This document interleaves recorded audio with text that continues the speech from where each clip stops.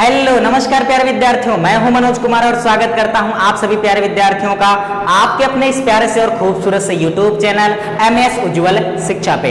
तो बच्चों, class 10th subject science के चैप्टर नंबर 2, जी हां, एसिड बेसिस एंड साल्ट अर्थात अम्ल, क्षारक तथा लवण की स्टार्टिंग हम लोग कर चुके हैं, जिसमें आज के इस लेक्चर में हम सभी क्या पढ़ने वाले हैं उसको तो आप लोगों ने थंबनेल में देख ही लिया होगा। सो गाइस, सीधी बात, नो बकवास, स्टार्ट करते हैं आज का ये लेक्चर पूरे कॉन्सेप्ट के साथ, because concept is the power of knowledge. तो बच्चों, पिछले लेक्चर्स में हम लोगों ने पढ़ा था कि क्षारक क्या होते हैं आर्हेनियस के आयनिक सिद्धांत के अनुसार तथा ब्रॉन्स्टेड-लॉरी सिद्धांत के अनुसार। साथ ही साथ हम लोगों ने एक महत्वपूर्ण टॉपिक पढ़ा था जिसमें हमने ये जाना था कि क्षारक तथा क्षार में क्या महत्वपूर्ण अंतर होता है, वो भी उदाहरण के सहित। जिसके बाद आज के इस लेक्चर में हम सबसे पहले चर्चा करेंगे बच्चों कि जो क्षार होते हैं उनका सामान्य गुणधर्म क्या होता है, क्या क्षारकों का सामान्य गुणधर्म क्या है, साथ ही साथ उनके रासायनिक गुणधर्म क्या हैं। तो आइए आप सभी सबसे पहले हेडिंग लगाते हैं बच्चों, क्षारों का सामान्य गुणधर्म। क्या? क्षारों का सामान्य गुणधर्म। बच्चों, जैसा कि आप लोगों ने अम्ल में लिखा था कि अम्लों के सामान्य गुणधर्म क्या क्या है, उसी तरह से क्षारक का अपना बेसिक प्रॉपर्टीज है, सामान्य गुणधर्म है, वो क्या है। जिस तरह से अम्ल के संबंध में पहला पॉइंट आपने लिखा था कि अम्ल क्या होते हैं, संक्षारक होते हैं। क्या? प्रबल अम्ल जो होते हैं बच्चों, प्रबल संक्षारक होते हैं। अब संक्षारक का मतलब कि यदि प्रबल अम्ल या प्रबल क्षार हमारे आपके त्वचा पर, कपड़े पर, कागज पे आदि पे पड़ जाए, गिर जाए, तो उसको हानि पहुंचा देता है। क्या? उसको हानि पहुंचा सकता है, या दूसरे शब्दों में कहें तो उसको जला सकता है। जी हां, इसी गुणधर्म को हम कहते हैं क्या बच्चों, अम्लों या क्षारों का संक्षारक प्रकृति। अर्थात 100 बात की एक बात कि प्रबल अम्लों की तरह, क्या, स्ट्रॉन्ग एसिड अर्थात प्रबल अम्लों की तरह जो प्रबल क्षारक होते हैं बच्चों, प्रबल क्षार होते हैं, वो भी कैसे होते हैं, तो इसका जवाब है संक्षारक होते हैं। दूसरा गुणधर्म आप लिख सकते हैं बच्चों कि जो क्षारक होते हैं वो स्वाद में कैसे होते हैं, तो इसका आंसर है कड़वे होते हैं, कसैले होते हैं। जबकि अम्लों का जो स्वाद है वो कैसा होता है बच्चों, खट्टा होता है। इसको आप लोगों ने लिखा ही था। अगला जो गुणधर्म हम लोग लिख सकते हैं वो ये लिख सकते हैं कि जो क्षार होते हैं, क्षारों का जलीय विलयन, या कह सकते हैं क्षारकों का जो जलीय विलयन है बच्चों, वो लाल लिटमस पेपर को, कैसे, लाल लिटमस पेपर को क्या कर सकता है बच्चों, तो इसका जवाब है नीला कर सकता है। साथ ही साथ जो क्षार होते हैं ये साबुन की तरह चिकने और मुलायम होते हैं। तो इन सभी को हम सबसे पहले लिखते हैं। पहला स्टेटमेंट जो आपको ध्यान रखना है, पहला सामान्य गुणधर्म वो क्या है बच्चों,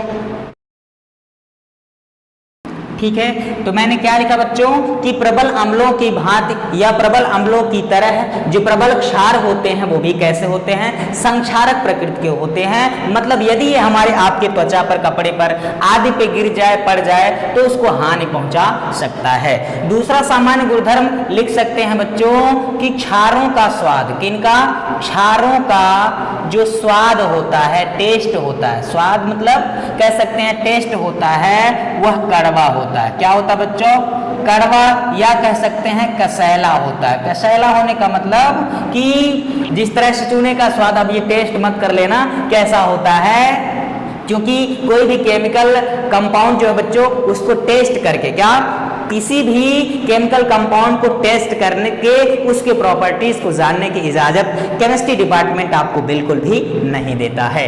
तो ये बात याद रखेंगे, क्षारों का जो स्वाद है बच्चों कड़वा या कह सकते हैं कसैला होता है, इस चीज को हमेशा ध्यान में रखेंगे, ठीक है। कसैला होता है या तीखा होता है कह सकते हैं। अगला जो गुणधर्म आप सभी लिख सकते हो बच्चों वो ये है कि जो क्षार है, ठीक है, क्षारों का जलीय विलयन, क्या लल्ला, क्षारों का जो जलीय विलयन होता है, ठीक है, क्षारों का जलीय विलयन क्या करता है, लाल लिटमस को, क्या, लाल लिटमस पेपर को, या कह सकते हैं लाल लिटमस को नीला कर देता है। क्या करता है बच्चों, लाल लिटमस को नीला कर देता है। इस चीज को बहुत अच्छे से ध्यान में रखेंगे, कर देता है। ठीक है, तो तीसरा पॉइंट सामान्य गुणधर्म में हम सभी याद रखेंगे कि क्षारों का, किसका, क्षारों का जलीय विलयन जो है वह लाल लिटमस पेपर को कैसा कर देता है बच्चों? तो इसका जवाब है नीला कर देता है सर, बहुत अच्छे से ध्यान में रखेंगे। और ये लिटमस पेपर क्या होता है? तो यह एक इंडिकेटर होता है, एक सूचक होता है जो अम्ल और क्षार के विलयनों की पहचान करने के लिए बेसिकली इस्तेमाल किया जाता है। चौथा और इंपॉर्टेंट टॉपिक हम सभी लिख सकते हैं सामान्य गुणधर्म में, वो ये लिख सकते हैं बच्चों कि जो क्षार होते हैं, क्या, क्षार जो है वह साबुन की तरह, किसकी तरह? सोप अर्थात साबुन की तरह क्या होते हैं? चिकने तथा मुलायम होते हैं। लल्ला, क्या होते हैं? चिकने तथा मुलायम होते हैं। इस चीज को बहुत अच्छे से ध्यान में रखेंगे, चिकने तथा मुलायम होते हैं। लल्ला, बहुत अच्छे से ध्यान में रखिएगा। तो इस तरह से ये चौथा अपना हो गया क्या? क्षार का सामान्य गुणधर्म, जिसको आप बहुत अच्छे से ध्यान में रखना ही है। आगे जो है आप और भी लिख सकते हैं कि जो क्षार होते हैं ये अम्लों के साथ अपक्रिया करके एक दूसरे के प्रभाव को निरस्त और नष्ट कर लेते हैं, परिणाम स्वरूप लवण और जल प्राप्त होता है। इस अपक्रिया को हम लोग न्यूट्रलाइजेशन रिएक्शन अर्थात उदासीनीकरण क्रिया कहते हैं मेरे बच्चों। इस चीज को बहुत अच्छे से ध्यान में रखेंगे। तो आपस में हम लिख सकते हैं कि अम्ल व क्षार, क्या, अम्ल व क्षार। हालांकि चलो अभी हम लोग क्या करेंगे, रासायनिक गुणधर्म में उसको पढ़ लेते हैं विद द केमिकल रिएक्शन, रासायनिक समीकरण के साथ उसको बहुत अच्छे से पढ़ लेंगे बच्चों कि अम्ल और क्षार आपस में अपक्रिया करके लवण और जल किस तरह से बनाते हैं और इन्हें हम क्यों उदासीनीकरण अपक्रिया कहते हैं। इस चीज को बहुत अच्छे से आप सभी को समझाने वाले हैं। सो गाइस, प्रबल अम्लों की तरह प्रबल क्षार जो है संक्षारक प्रकृति के होते हैं। संक्षारक का मतलब यदि हमारे आपके कपड़े पर, त्वचा पर, कागज पे ये गिर जाए, पड़ जाए तो उसको हानि पहुंचा सकता है। दूसरा और इंपॉर्टेंट चीज याद रखेंगे बच्चों, क्षारों का स्वाद कैसा होता है लल्ला? तो इसका जवाब है कड़वा होता है सर, कसैला होता है। तीसरा गुणधर्म जो आप सभी को ध्यान में रखना है, क्षारों का जलीय विलयन, क्या, क्षारों का जलीय विलयन लाल लिटमस को नीला कर देता है, जबकि अम्ल का जलीय विलयन वो क्या करता है? नीले को लाल करता है। क्या करता है बच्चों? नीले को लाल करता है। इस चीज को बहुत अच्छे से ध्यान में आप सभी रखेंगे। क्षार साबुन की तरह चिकने तथा मुलायम, बस यही चार याद रखेंगे, बाकी को हम लोग अभी केमिकल रिएक्शन या रासायनिक गुणधर्म में कवर कर ले माने। इसके बाद एक चीज और बच्चों जो आप सभी को बहुत अच्छे से ध्यान में रखना है, और वह आपके बुक में एक सवाल भी दिया होगा कि 3 टेस्ट ट्यूब हैं, या कह सकते हैं कि 3 परख नली हैं। क्या है? परख नली, या कह सकते हैं बीकर ले लिया जाए, परख नली तो बहुत पतला हो जाएगा। 3 बीकर है, क्या, 3 बीकर हैं और तीनों ही बीकर में पदार्थ भर करके आया। क्या? पदार्थ भर करके आया, और वो भी आपको दिखाया नहीं गया कि इन तीनों में किसी एक में अम्ल है, ठीक है, और दूसरे में क्षार है, और तीसरे में क्या है? लवण का जलीय विलयन है। ठीक है, तो ये 3 बीकर हैं आपके सामने लिए हुए, जिनका नाम दे दिया जाए। ये है बीकर ए, ये है बी, और ये है सी। ठीक है, इसमें से कौन अम्लीय विलयन है, कौन क्षारीय विलयन है, और कौन उदासीन विलयन है, इस चीज की आपको क्या करनी है बच्चों? जानकारी देनी है। तो उसके लिए हम क्या करेंगे? एक सूचक लेंगे। क्या लेंगे बच्चों? सूचक लेंगे, इंडिकेटर लेंगे, जिसका नाम है लिटमस पेपर। क्या लल्ला? लिटमस पेपर हम सभी उठाएंगे। ठीक है, लिटमस पेपर लेंगे, वह चाहे लाल होगा या फिर नीला, ना लाल या फिर नीले रंग का लिटमस पेपर लेंगे, और ले जाकर के एक एक में बारी बारी से डुबाएंगे। ठीक है, मान लिया जाए कि बीकर ए में रखे हुए विलयन में नीले रंग का लिटमस पेपर डालने से उसका रंग बदल गया, नीले से लाल हो गया। क्या हो गया लल्ला? बीकर ए में नीले लिटमस पेपर को डालने से उसका रंग नीले से लाल हो गया। तो इस बात का पुष्टि होता है बच्चों कि इस बीकर ए में रखा हुआ जो पदार्थ है वो क्या है? अम्ल है। क्या है लल्ला? अम्ल है, अर्थात अम्ल ही पदार्थ का जलीय विलयन जो है वो नीले लिटमस पेपर को क्या कर सकता है? लाल कर सकता है। अब जो लिटमस पेपर लाल हो गया है, उस लिटमस पेपर को हम दूसरे और तीसरे विलयन में बारी बारी से डालेंगे। यदि मान लिया जाए दूसरे वाले वाले विलयन में डालने से उसका रंग लाल से पुनः नीला हो गया। क्या हो गया बच्चों? उसका रंग मान लिया जाए इस बी वाले में या सी वाले में ही कह सकते हो, किसी एक में लाल लिटमस पेपर को डालने से यदि उसका रंग लाल से नीला हो गया तो इसका मतलब यह है कि अगर कोई पदार्थ लिटमस पेपर के लाल रंग को नीले में परिवर्तित कर सकता है तो वो सिर्फ कौन कर सकता है? इसका जवाब है क्षार कर सकता है, क्षार कर जलीय विलयन कह सकता है बच्चों। क्लियर?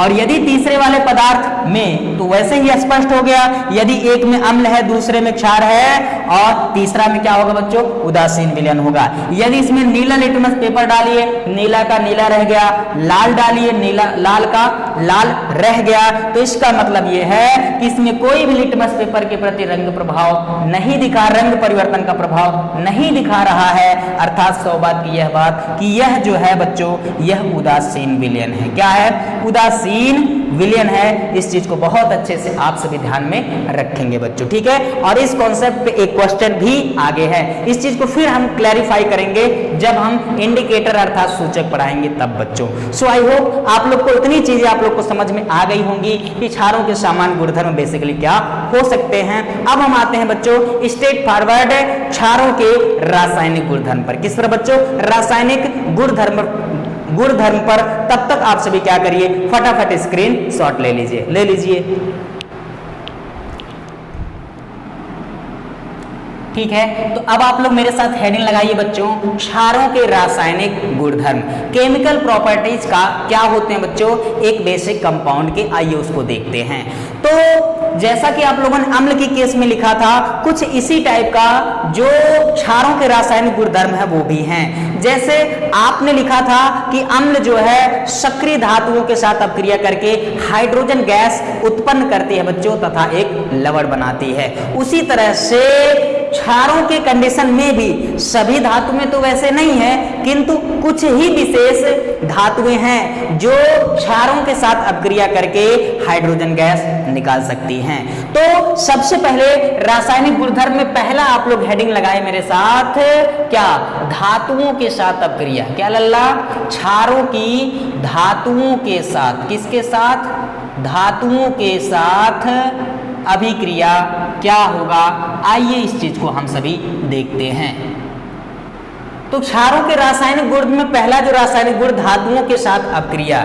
जो धातु होती है बच्चों, वैसे सभी धातु होते नहीं, कुछ धातुएं जैसे एल्यूमिनियम हो सकता है, जिंक हो सकता है, एसियन यानी टीन हो सकता है, लेड यानी पीबी आदि कुछ ही विशेष धातुएं हैं बच्चों जो क्षारों के साथ अपक्रिया करके क्या करती हैं? लवण तथा हाइड्रोजन गैस बनाती हैं। यानी कुछ धातु ऐसे हैं जो क्षारों के साथ अपक्रिया करके, किसके साथ? क्षारों के साथ अपक्रिया करके एक लवण बनाती हैं और उत्पन्न करती हैं क्या? Hydrogen gas. क्या लल्ला? क्या उत्पन्न करती हैं? हाइड्रोजन गैस उत्पन्न करती हैं। इस चीज को बहुत अच्छे से आप सभी ध्यान में रखेंगे। अब जैसा कि हम लोग मान लिया जाए एल्यूमिनियम धातु को, किसको?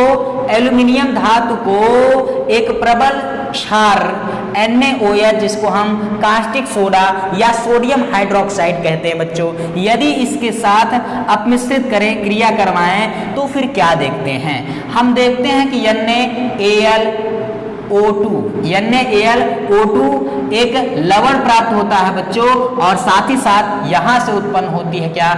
H2 gas, hydrogen gas. ये जो लवण है बच्चों इसको कहते हैं सोडियम एल्यूमिनेट। क्या कहते हैं लल्ला? सोडियम एल्यूमिनेट कहते हैं। इस चीज को बहुत अच्छे से ध्यान में रखेंगे। तो ये सोडियम एल्यूमिनेट एक लवण प्राप्त होता है और यहाँ प्राप्त होता है क्या बच्चों? तो इसका जवाब है हाइड्रोजन गैस। क्या मेरे लल्ला? हाइड्रोजन गैस प्राप्त होता है। यानी प्रबल क्षार NaOH के साथ अगर सक्रिय धातु एल्यूमिनियम अपक्रिया करे तो एक लवण प्राप्त होता है तथा हाइड्रोजन गैस उत्पन्न होती है। साथ ही साथ दूसरा एग्जाम्पल हम सभी लिख सकते हैं कि यदि जिंक धातु, कौन, जिंक धातु जो है यह अगर सोडियम हाइड्रोक्साइड या कास्टिक सोडा के साथ रिएक्ट करे, अभिक्रिया करे बच्चों, तो यह भी क्या प्राप्त करता है, क्या प्रदान करता है, Na2ZnO2, ठीक है, Na2ZnO2 एक लवण प्रदान करता है। साथ ही साथ कॉमन चीज हाइड्रोजन गैस तो निकालेगा ही निकालेगा। इसको कहते हैं बच्चों सोडियम जिंकेट। क्या कहते हैं लल्ला, सोडियम जिंकेट कहते हैं। इस चीज को बहुत अच्छे से आप सभी ध्यान में रखेंगे। यह भी क्या है, एक लवण है और यहाँ जो उत्पन्न हो रही है गैस, वो गैस है हाइड्रोजन गैस। क्या लल्ला, हाइड्रोजन गैस है। यानी 100 बात की एक बात, क्षारों के रासायनिक गुणधर्म में पहला जो रासायनिक गुणधर्म आप लोग को ध्यान में रखना है, धातुओं के साथ अभिक्रिया। मतलब कि जो धातुएं हैं वह क्षारों के साथ, वैसे तो सभी धातुएं नहीं, मैंने आपको पहले ही बताया कि कुछ विशेष धातुएं ही हैं जो क्षारों के साथ अभिक्रिया करके हाइड्रोजन गैस निकालती हैं। सभी धातुएं ऐसा नहीं है। कुछ विशेष धातुओं में एल्यूमिनियम को याद रख सकते हैं, जिंक यानी Zn को याद रख सकते हैं। ये एल्यूमिनियम और जिंक प्रबल क्षार NaOH के साथ अभिक्रिया करके एक लवण बनाता है और कॉमन चीज यहाँ पर जो उत्पन्न होती है बच्चों को क्या है, तो इसका जवाब है हाइड्रोजन गैस। आई होप आप लोग को बहुत अच्छे से ये चीजें समझ में आ गई होंगी। तो अब हम चलते हैं क्षारों के रासायनिक गुणधर्म में दूसरा रासायनिक गुणधर्म क्या है उसकी तरफ। तब तक आप क्या करेंगे, फटाफट इसका स्क्रीनशॉट ले लीजिए। दूसरा आप लोग मेरे साथ हेडिंग लगाइए, क्या, अम्लों के साथ अभिक्रिया। क्या, अम्लों के साथ अभिक्रिया। अम्लों के साथ अभिक्रिया किसकी, तो इसका जवाब है बच्चों क्षारों की। अम्लों की क्षारों के साथ अभिक्रिया, छिछी,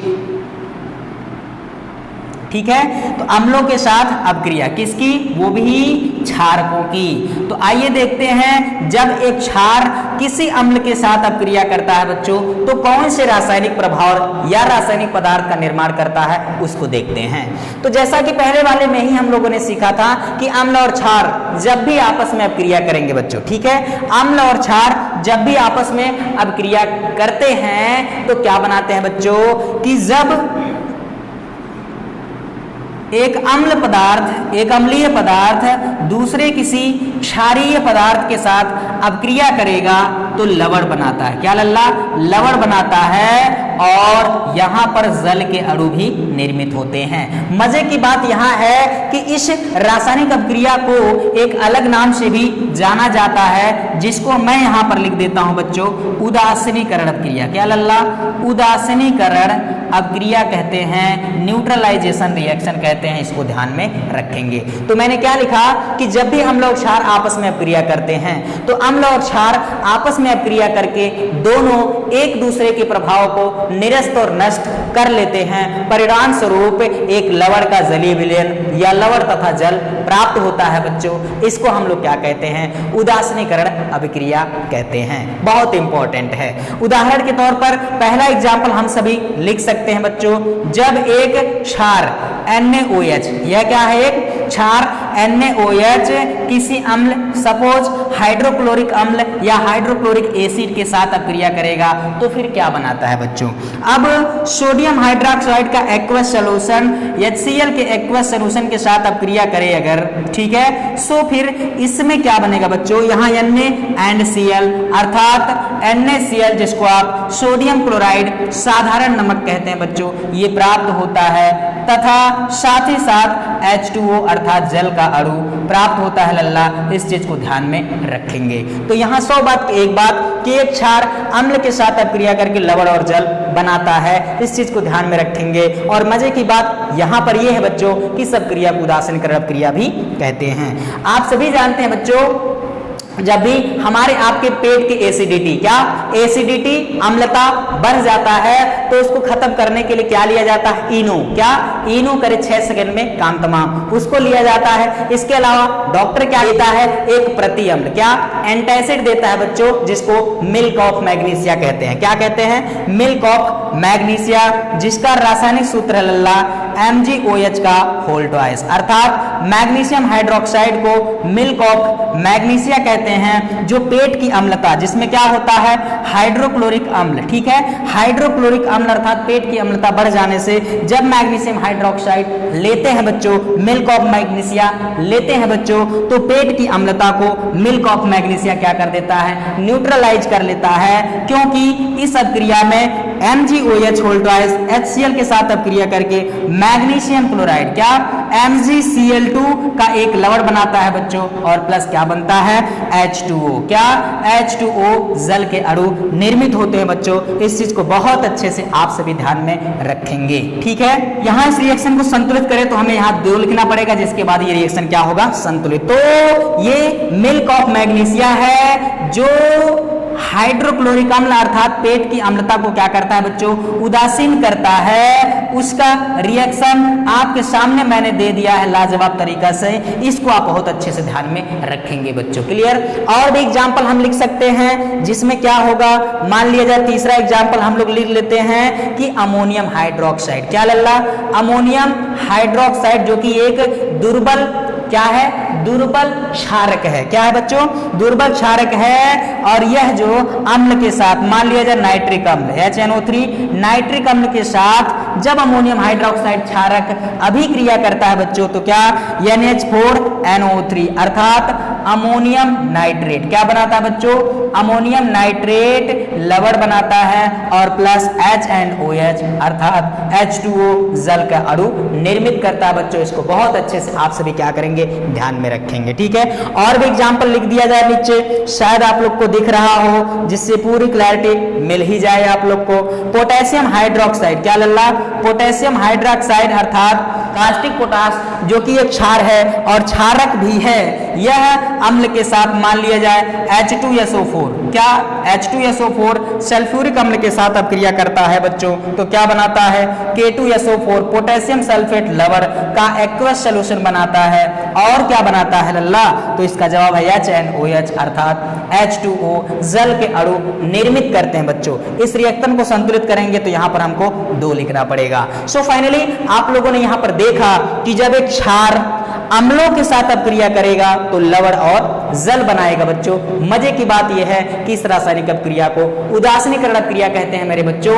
बहुत इंपॉर्टेंट है, आपके कंपटीशन के एग्जाम में सीधे रसगुल्ले और गोलगप्पे की तरह टपकता है, तो इसको निगलने के लिए हमेशा तैयार रहना बच्चों, ध्यान रखना, ठीक है।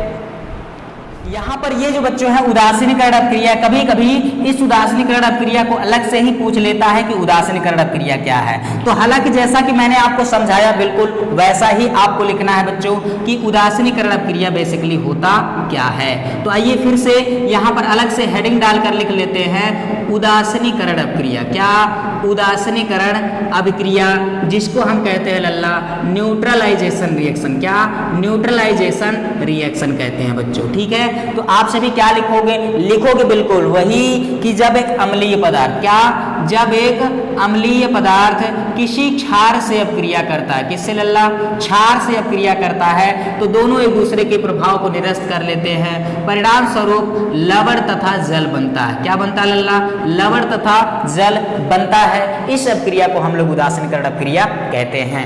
इसके अलावा एक अन्य तरीके से कहा जा सकता है कि जो अम्ल से प्राप्त, क्या अम्ल से प्राप्त H+, आप सभी जानते हैं कि अम्ल जलीय विलयन में क्या प्रदान करते हैं बच्चों, तो इसका जवाब है हाइड्रोजन धनायन H+ आयन, ठीक है। तो अम्ल से प्राप्त, दूसरी परिभाषा में आपके सामने बोल रहा हूं, अम्ल से प्राप्त H+ तथा क्षार से प्राप्त OH-, क्या बच्चों, अम्ल से प्राप्त H+ तथा क्षार से प्राप्त OH-, ये दोनों जब परस्पर अभिक्रिया करते हैं तो जल का अणु, क्या जल का अणु अर्थात H2O प्राप्त होता है बच्चों। और जहां कहीं भी H+ तथा OH- परस्पर संयोग करके H2O अर्थात जल के अणु का निर्माण करेंगे बच्चों, इसको ही हम लोग क्या कहेंगे, उदासीनीकरण अभिक्रिया कहेंगे। इस चीज को बहुत अच्छे से आप सभी ध्यान में रखेंगे। उदाहरण लिखने की बारी आई तो ये जो मैंने 3-4 एग्जाम्पल्स आपके सामने लिख दिए हैं, इनमें से कोई भी आप सुंदर और सुनहरे अक्षरों में, क्या सुंदर और सुनहरे अक्षरों में यहाँ पर लिख देंगे, जिसके बाद एग्जामिनर का दिल गार्डन गार्डन बोल जाएगा बच्चों, पूरी तरह से वह प्रसन्न हो जाएगा। क्लियर? तो आप लिख सकते हैं क्या, जैसे ही अम्ल एक क्षार NaOH के जलीय विलयन के साथ रिएक्शन करता है बच्चों, तो सोडियम क्लोराइड लवण तथा H2O प्राप्त होता है। अब क्या ये हार्ड हो सकता है? क्या इसके लिए टमाटर खाने की जरूरत पड़ेगी? आंसर है बिल्कुल भी नहीं बच्चों। एक चीज और जो आप सभी को ध्यान में रखना है बच्चों, कि ये जो उदासीनीकरण अपक्रिया होती है, अर्थात अम्ल और क्षार की अपक्रिया होती है, यह एक ऊष्माक्षेपी अपक्रिया होती है। क्या? ऊष्माक्षेपी अपक्रिया होती है लल्ला, जिसको हम एक्सोथर्मिक रिएक्शन कहते हैं। क्या होता है? पहले वाले चैप्टर में बहुत अच्छे से आप लोगों ने लिखा है कि वे रासायनिक अपक्रियाएं, क्या वे रासायनिक अपक्रियाएं जो उत्पाद के साथ साथ ऊष्मा उत्पन्न करती हैं, ऊष्मा निर्मुक्त करती हैं बच्चों, हम उन्हें क्या कहते हैं? इसका जवाब है ऊष्माक्षेपी अपक्रियाएं, एक्सोथर्मिक रिएक्शन कहते हैं। तो उदासीनीकरण अपक्रिया ये लवण और जल के साथ, शायद यहाँ दाहिने तरफ नहीं दिख रहा है आपको, तो मैं नीचे लिख देता हूं कि ऊष्मा भी प्रदान करते हैं। क्या? ऊष्मा। और शायद इस रासायनिक अपक्रिया में 13.7 किलो कैलोरी ऊष्मा उत्सर्जित होती है बच्चों, अर्थात यह एक एक्सोथर्मिक रिएक्शन है, ऊष्माक्षेपी अपक्रिया है। साथ ही साथ यह भी आप लोग को ध्यान में रखेंगे कि उदासीनीकरण अपक्रिया में बच्चों जो ऊष्मा उत्सर्जित होती है, निकलती है, उसको हम सभी क्या कहते हैं? इसका जवाब है उदासीनीकरण ऊष्मा। क्या कहते हैं बच्चों? उदासीनीकरण ऊष्मा कहते हैं। उदासीनीकरण ऊष्मा कहते हैं। उदासीनीकरण क्या कहते हैं? ऊष्मा कहते हैं। अर्थात उदासीनीकरण अपक्रिया में, उदासीनीकरण अपक्रिया जो है बच्चों एक ऊष्माक्षेपी अपक्रिया होती है। इसमें जितनी ऊष्मा उत्सर्जित होती है, जितनी निकलती है बच्चों, उसको हम लोग कहते हैं उदासीनीकरण ऊष्मा। इस चीज को बहुत अच्छे से ध्यान में रखेंगे। जैसा कि इस रिएक्शन में लगभग 13.7 किलो कैलोरी ऊष्मा उत्सर्जित होती है, बहुत अच्छे से आप सभी ध्यान में रखेंगे। क्लियर होता है सबको? तो ये हो गया अम्ल और क्षार की पारस्परिक अपक्रिया से उदासीनीकरण अपक्रिया क्या है उस चीज का क्लैरिफिकेशन। आगे हम चलते हैं बच्चों, तीसरा रासायनिक गुणधर्म क्या है बच्चों? तो इसका जवाब है अधात्विक ऑक्साइड। क्या? अधात्विक ऑक्साइड के साथ अपक्रिया, अधात्विक ऑक्साइड। और मजे की बात है, याद रखेंगे मेरे लल्ला, धातुओं के ऑक्साइड जो हैं वो क्षारीय प्रकृति के होते हैं। क्या? मैंने आपको बताया था कि धातुओं के ऑक्साइड कैसे होते हैं, तो इसका जवाब है क्षारीय प्रकृति के होते हैं। किंतु अधातुओं के ऑक्साइड, क्या? अधातुओं के ऑक्साइड जो होते हैं लल्ला, ये अम्लीय प्रकृति के होते हैं। कैसे होते हैं? अम्लीय प्रकृति के होते हैं। तो अधातुओं के ऑक्साइड अम्लीय होते हैं। ठीक है? अर्थात इसका मतलब ये हुआ अधात्विक ऑक्साइड अर्थात अम्लीय के साथ अपक्रिया कैसी होगी? किसकी? आइए देखते हैं, क्षारकों की। तो अधात्विक ऑक्साइड, ठीक है, अधातुओं के ऑक्साइड, जैसे अधातुओं में कार्बन का ऑक्साइड एक अधात्विक ऑक्साइड है बच्चों, जिसका प्रकृति कैसा होता है? तो इसका जवाब है अम्लीय होता है, एसिडिक होता है। इसी तरह से सल्फर का ऑक्साइड सल्फर डाइऑक्साइड है, ये SO3 सल्फर ट्राइऑक्साइड है बच्चों। नाइट्रोजन का NO2 नाइट्रोजन डाइऑक्साइड है। तो ये कार्बन, सल्फर, नाइट्रोजन, ये सभी क्या है बच्चों? अधातुएं हैं। और अधातुओं के जो ऑक्साइड होते हैं उसकी प्रकृति कैसी होती है बच्चा? तो इसका जवाब है अम्लीय होती है, एसिडिक होती है। यानी carbon dioxide, sulphur dioxide, sulphur trioxide, nitrogen dioxide, ये सभी अम्लीय प्रकृति के होते हैं। कैसे होते हैं बच्चों? अम्लीय प्रकृति के होते हैं। और यदि ये अम्लीय पदार्थ, क्या ये अम्लीय पदार्थ क्षारों के साथ अपक्रिया करेंगे, तो बताइए क्या उत्सर्जित होगा? इसका जवाब है बच्चों लवण और जल बनेगा, जैसा कि उदासीनीकरण अपक्रिया में आप लोगों ने देखा था। ठीक है? सो आइए देखते हैं, यहां पर हम सभी लिख सकते हैं कि अधात्विक ऑक्साइड, क्या लल्ला?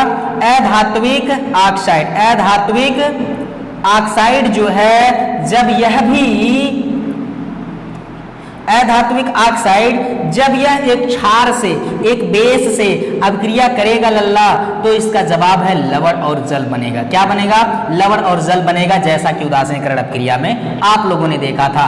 तो मैं ये ले लेता हूं पहला अधात्विक ऑक्साइड, जिसको हम कहते हैं CO2 अर्थात कार्बन डाइऑक्साइड। छिछी कार्बन डाइऑक्साइड, जब ये कार्बन डाइऑक्साइड गैस को कास्टिक सोडा यानी सोडियम हाइड्रोक्साइड के साथ रिएक्शन करवाया जाता है, क्रिया करवाया जाता है बच्चों, तो प्राप्त होता है क्या, Na2CO3। क्या प्राप्त होता है लल्ला, Na2CO3 अर्थात कार्बन सोडियम कार्बोनेट बनता है प्लस क्या बनता है, H2O जल का अणु बनता है। बोलो मेरे प्यारे हिंदुस्तान की जय। ठीक है, तो कार्बन डाइऑक्साइड कास्टिक सोडा अर्थात सोडियम हाइड्रोक्साइड क्षार के साथ अपक्रिया करके एक लवण बनाता है या कह सकते हैं सोडियम कार्बोनेट बनाता है बच्चों, और साथ ही साथ जल का अणु निष्कर्षित होता है बच्चों, इसलिए इसको हम क्या कहते हैं, उदासीनीकरण अपक्रिया भी कहते हैं। इसी तरह से सल्फर डाइऑक्साइड यदि अपक्रिया करे किसके साथ, सोडियम हाइड्रोक्साइड के साथ बच्चों, तो क्या बनाएगा, Na2SO3 Na2SO3 सोडियम सल्फाइड। क्या बनाएगा बच्चों,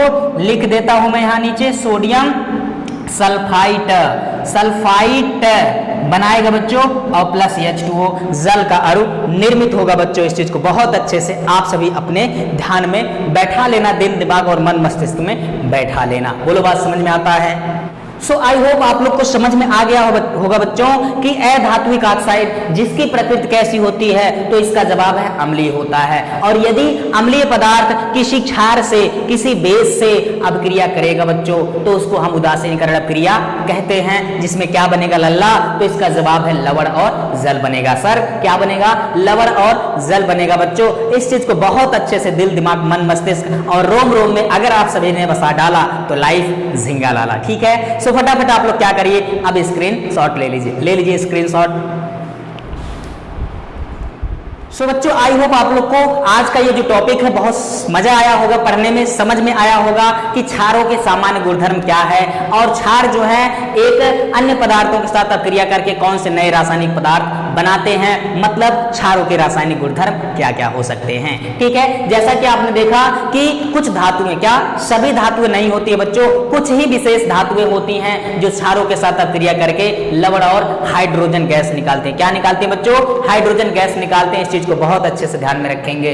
दूसरा हम लोगों ने लिखा अम्लों के साथ अपक्रिया, तो कभी भी अम्लीय पदार्थ दूसरे अर्थात क्षारीय पदार्थों के साथ अपक्रिया करेगा तो एक अम्ल दूसरे क्षार से अभिक्रिया करके दोनों एक दूसरे के प्रभाव को निरस्त और नष्ट कर लेते हैं। परिणाम स्वरूप क्या बनाते हैं बच्चों, लवण और जल। क्या लवण का जलीय विलयन प्राप्त होता है बच्चों, अर्थात इस अपक्रिया को उदासीनीकरण अपक्रिया कहते हैं। क्यों कहते हैं, क्योंकि इस अपक्रिया में H+ और OH- अर्थात अम्ल से प्राप्त H+ क्षार से प्राप्त OH- परस्पर संयोग करके जल का अणु निर्माण करते हैं बेसिकली, इसीलिए हम लोग इसको क्या कहते हैं, उदासीनीकरण अपक्रिया कहते हैं बच्चों, न्यूट्रलाइजेशन रिएक्शन कहते हैं। दूसरी बात मैंने आप सभी को एक चीज और बताया बच्चों कि उदासीनीकरण अपक्रिया ऊष्माक्षेपीय अपक्रिया होती है। क्या ऊष्माक्षेपीय अपक्रिया होती है, जिसमें ऊष्मा उत्सर्जित होती है, ऊष्मा निर्मुक्त होती है, ऊष्मा निकलती है। ठीक है, और उदासीनीकरण अपक्रिया में जितनी ऊष्मा निर्मुक्त होती है निकलती है उसको हम उदासीनीकरण ऊष्मा कहते हैं बच्चों। इस चीज को ध्यान में रखेंगे। अगला टॉपिक हमने लिखा कि अधात्विक ऑक्साइड अर्थात अम्लीय ऑक्साइडों के साथ अपक्रिया। ठीक है, अधात्विक ऑक्साइड अर्थात अधातुओं के ऑक्साइड अम्लीय प्रकृति के होते हैं, और ये अम्लीय पदार्थ यदि क्षारों के साथ अपक्रिया करेंगे तो पुनः लवण और जल बनेगा, जैसा कि उदासीनीकरण अपक्रिया में होता था। तो आई होप आप लोग को ये बहुत मजा आया होगा। साथ ही साथ एक चीज और ध्यान में रखेंगे बच्चों, जो आगे हम कभी पढ़ेंगे, ये जो carbon dioxide, sulphur dioxide, sulphur trioxide तथा नाइट्रोजन डाइऑक्साइड, ये सभी अधातुओं के ऑक्साइड हैं, ये वायुमंडल में निहित होते हैं। कल कारखानों कंपनियों से निकलने वाले जो ये प्रदूषित गैसें हैं, कार्बन डाइऑक्साइड, सल्फर डाइऑक्साइड, ये वायुमंडल में उपस्थित हैं। जब ऊपर से वर्षा होती है, क्या होती है बच्चों, वर्षा होती है, तो ये अधातुओं के ऑक्साइड जिनकी प्रकृति अम्लीय होती है, जल के साथ अपक्रिया करके परस्पर क्रिया करके एक अम्ल बना लेते हैं। क्या एक अम्ल बना लेते हैं, दुर्बल अम्ल का निर्माण कर लेते हैं बच्चों, जिसके बाद ये जो वर्षा होती है इसको हम लोग क्या कहते हैं, एसिडिक रेन कहते हैं बच्चों, अम्लीय वर्षा कहते हैं। क्या कहते हैं लल्ला, एसिडिक रेन अर्थात अम्लीय वर्षा कहते हैं। और कई बार कंपटीशन में भी और आपके बोर्ड एग्जाम में भी ये पूछा गया है कि बड़े बड़े खूबसूरत इमारत जैसे ताजमहल जैसे इमारत होते हैं, ये किसके कारण इनका रंग धीरे धीरे बदरंग हो रहा है, रंग इनका धूमिल हो जा रहा है, धूमिल पड़ता जा रहा है, इसका कारण और वजह क्या है? तो इसका जवाब है बच्चों अम्लीय वर्षा। क्या अम्लीय वर्षा होती है? आने वाले वक्त में इस भी टॉपिक पर बहुत अच्छे से हम लोग व्याख्यान करेंगे, चर्चा करेंगे। ठीक है, चलिए आप सभी का समय बहुत ज्यादा ले रहे हैं, फटाफट आप लोग स्क्रीनशॉट ले ही लिए हैं। तो इसी के साथ आज के इस लेक्चर में बच्चों इतना ही। अगले वाले लेक्चर में हम पुनः मिलेंगे एक नए ऊर्जा, नए उत्साह, नए जुनून के साथ नए वाले टॉपिक्स को पढ़ने के लिए। तब तक आप सभी हमें दे दीजिए इजाजत। जय हिंद, जय भारत।